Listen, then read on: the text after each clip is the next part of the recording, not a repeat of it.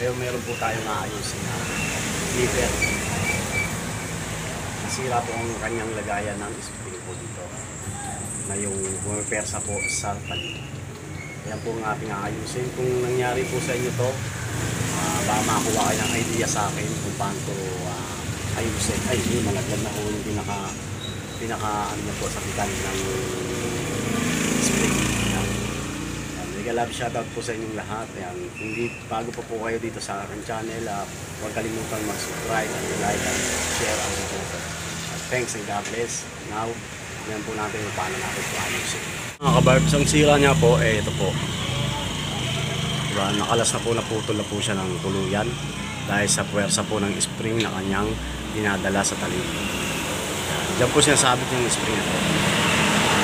Ito po yung aking tinutukoy na itong spring na yan. Pinaka-hammer niya. Ayan po yung isinalagay dyan para dito.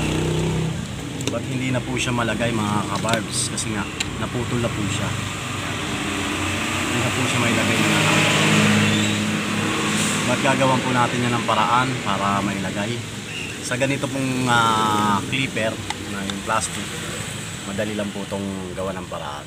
But ayun o, madali rin po yung metal na clipper. May mga paraan din po yun para maayos. Ito po kasing clipper na to medyo memorable sa akin to kasi maraming beses na rin itong nagamit sa digmaan ng lupit. Kaya parang ayoko siyang i-less para sa ganitong sitwasyon na ito lang naman ang sira at mayroon pa namang pag-asa para maayos. Kaya gagawan po natin siya ng paraan mga kabarbs, mga kagunting. Para sa mga halimbawa, meron kayong mga beginner na pwedeng turuan, pwedeng nyo siyang i-use para sa kanila at magagamit pa naman ng maayos. But ito, gagawin po natin kung paano siya gawin. Let's do this mga kabarbs. Yan. Ito yung mga kabarbs na gamitin natin. Dito siya nakalagay. At naputo lang kanyang like this. Ito po naputo sa kanya. Dito siya nakalagay. Ngayon, hindi na po siya mapwersa. Ilagay dito. Didilap po natin. I-try po natin tong shoes glue. But hindi po to affected. Hindi po siya success para dito kasi medyo matigas ang spring na kanyang pupwersahin. Kaya baliwala rin po ito. But ayun, itatry po natin para makita nyo na baliwala po siya. Ayan, nalagyan po natin siya. I-use natin siya and then tipan natin para matuloy siya. Kaya siyempre kung anong pagkaputol niya, babalik nyo lang siya ng dati para okay ang lahat. Pero ang alam ko talaga dito sa Maitiban o saan man anong pandikit na ano lang, hindi uubra kasi mapakapwersa po talaga na itong spring na to ng hammer niya. Maganda kasi itong clipper na to kasi meron siyang adjust na kaya hindi ko siya matapon kasi nga sayang din naman kasi maganda, hindi siya yung napupudpod yung kanyang adyasan dito. Yung leather, naman po yan. Kung maghihintay tayo ng oras, baka hindi po natin to matagal-tagal to, hihintay natin siya patigasin. But ngayon, isi-shortcut po natin. Ayan mga kabarbs,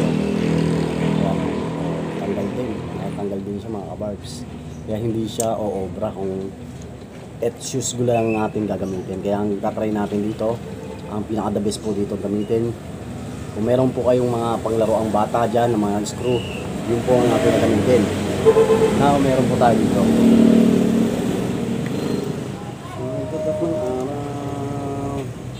Hanapan natin siya dito. Hanapan po natin siya ng talking dito mga kabarbs. Basta maliit lang po yung pinaka-ulo. Yung tsaka may talimbo siya. Ito mga ganito ng komento sa akin. Siyempre bago natin yung gawin, kailangan may gamit tayo. Gamit tayo na tulad ng mga ganitong tools para mabilis siyang magawa. Kasi kalimitan sa mga ganitong clipper, ang ginagamit yung maliliit na tools. So, hindi po siya yung pamalakihan. Kasi nga, maliliit lang talaga yung gawa sa kanya. Sa mga gagamitin natin. Ayan. Diba?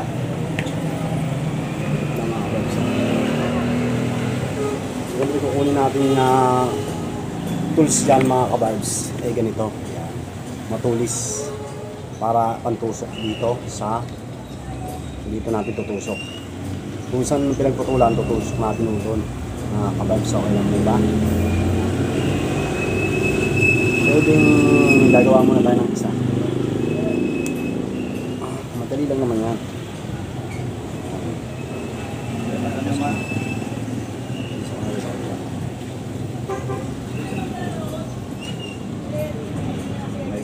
Ito, gilid lang pare, oh. Okay, nagkaroon ng diferensya.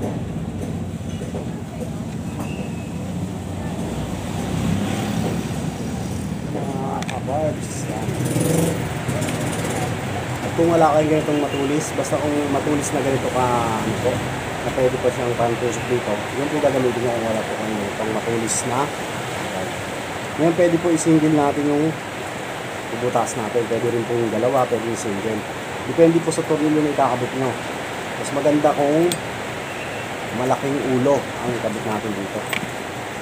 Mas malaki pang ulo dito. Ito medyo maliit po pero okay na po. Okay na po mga kabarbs. Ngayon siyempre, itutornilyo natin yan. Para siya nakaganyan. Yan. Single lang ho yan, ang single ha. Kapalitan natin ito kasi matulis po. Kapalitan natin ang screw.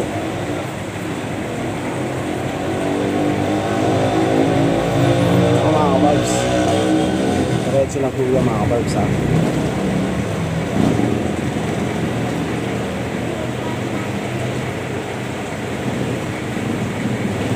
Sasagad natin, wala namang problema kahit isagad. Tutukod naman po yan sa motor. Diba may motor po dyan? Tukod po yan. Kapag tumukod na, okay na yan. Goods na yan. Yan po yung mangyayari. Nakita nyo mga kabarbs. Naging, ano siya, hindi na po siya ganito. Hindi na po ito. Pinagkakabitan ng hammer. Try po natin yan para sigurado. Siyempre, kabit muna natin ito. Ano mga kabarbs. Diba? Pag dinan nyo na siya, goods isa. Pero kung tutusin, pwede pang yung isa dito. Pwede yung dalawahin. Kung sakaling hindi kayo satisfied by isa-isa. Kailangan dalawa. Pero meron talagang isa lang kasi may magandang klase. May magandang klase tornilyo. Kaulan ko ngayon mga bags kaya minsan na po kayo sa ingay ng ating kapaligiran. Mereho. Pa isa ha.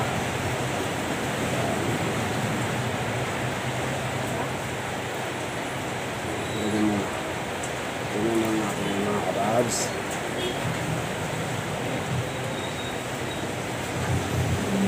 Mahirap siya ilagay ah. Pusok mo na ulit dito.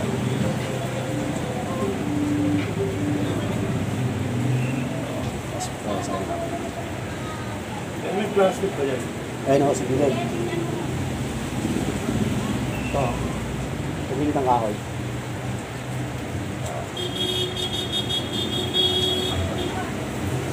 Yun. Mga kabarbs, dalawa na siya ha.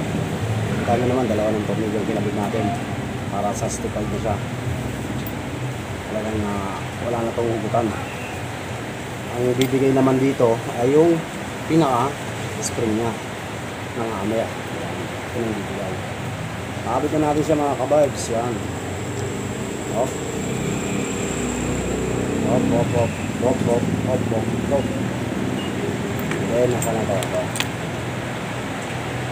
Natin siya, siyempre katry na po natin siya para makita nyo na success ang ating ginagawa dahil magawa ng ating maka Girls Hammers. Nakapit natin siya siyempre dito sa kanyang usok. Yun, sana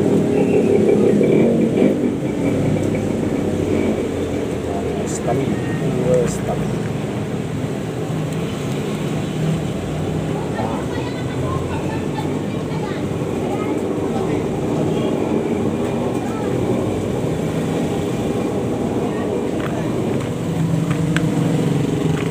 Mga tornilyo ay pinagtabi-tabi ko na para hindi siya mahirap na natin.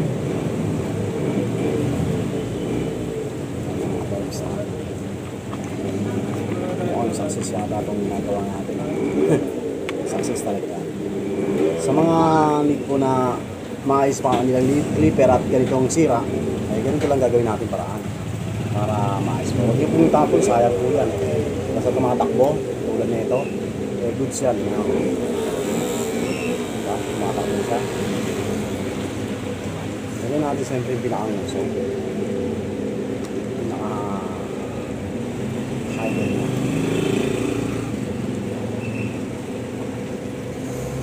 Pagpatak ng arang. Oh, saan mas ito? Konti pa. Pagpatak ng araw. Yan, mga kabags.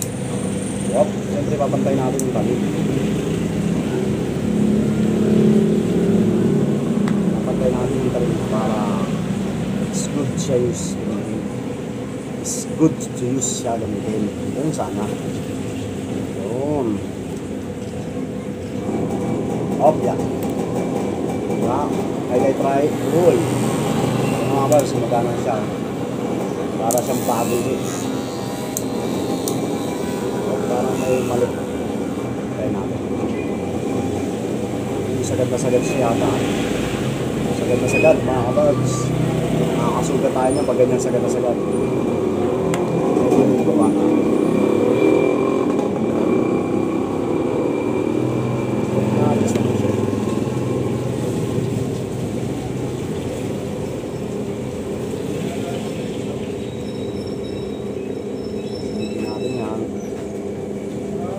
Ganun sana.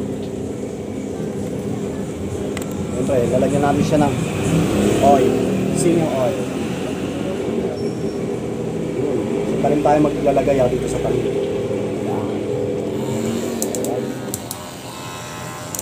Itatry na lang natin siya kung matalim na to. Itong talim yung matalim. Pero, sigurado 100% ito. Let's try dito sa mga gamit nating tayo.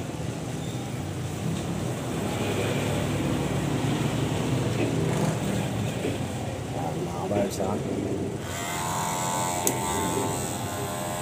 Para siyang sinili. Parang walang buhok mga kabars. Walang kami naman.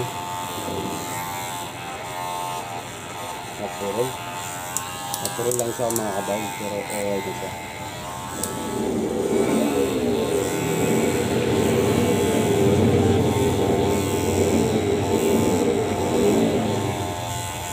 Talim na lang ito, talim. Pero okay na siyang gamitin.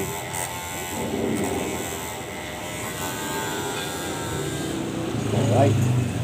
Success ba mga kabarbs? Okay ba? Pwede siyang gamitin. Apanta lang natin siya ng talim. But I know na parang medyo worry kayo doon. Kalasin natin.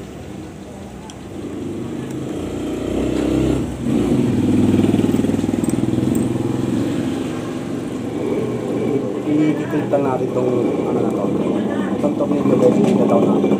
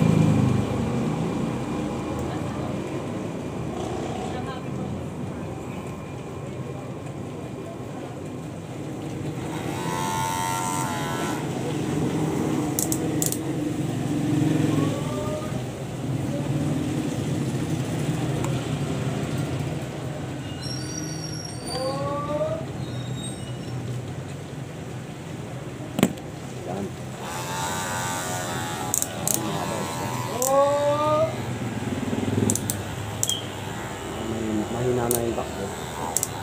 Mahina na yung ganyang power.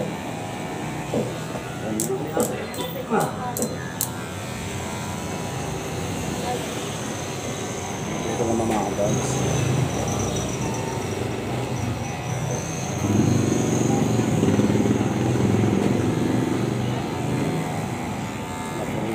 itong talong ito.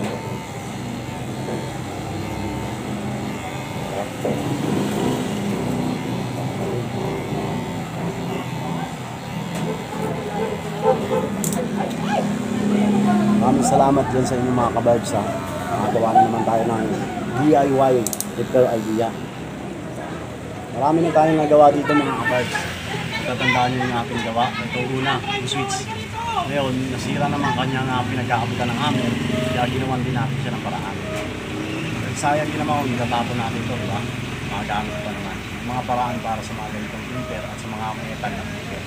Kaya kung bago pa lang kayo sa aking channel, please subscribe and share and like. Huwag nyo kalimutan ng bell para lagi nyo updated sa ating parating na video.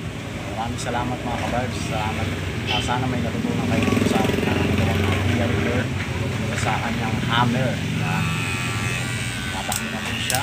Mas kapag hindi naputo na yun, hindi naman kayang patuloy nyo kasi kaya yung mga pagdikit-dikit lang ako, hindi o kailangan yung matibay din na kakapitan. Maraming salamat. Keep it safe and God bless the all.